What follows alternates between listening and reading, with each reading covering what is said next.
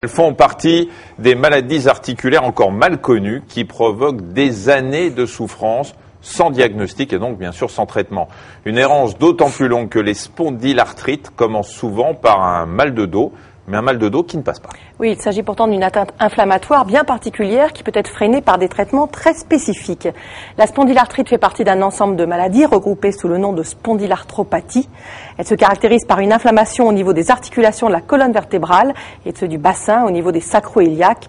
On va voir tout de suite ces articulations sur une animation. On commence avec la colonne vertébrale.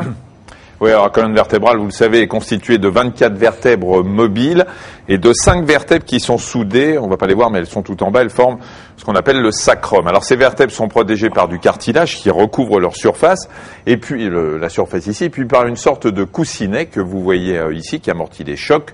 Vous connaissez, c'est le disque vertébral.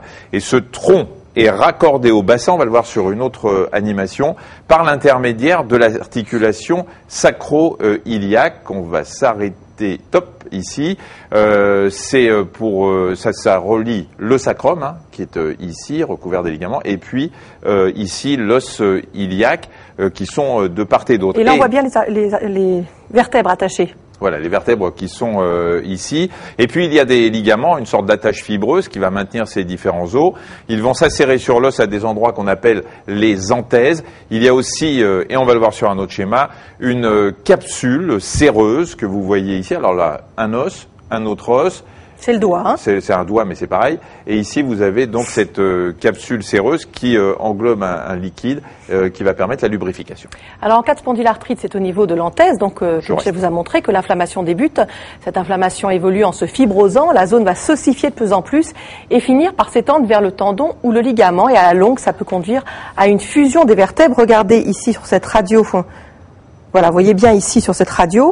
Vous voyez, si vous avez qu'à montrer, on devrait avoir des espaces en fait entre chaque vertèbre. Normalement, vous voyez, toutes les vertèbres qu'on vous a montrées devraient bien être espacées, bien identifiées les unes des autres. Vous voyez qu'ici, tout est en bloc complètement. Les ligaments intervertébraux se sont calcifiés, c'est comme si c'était des os.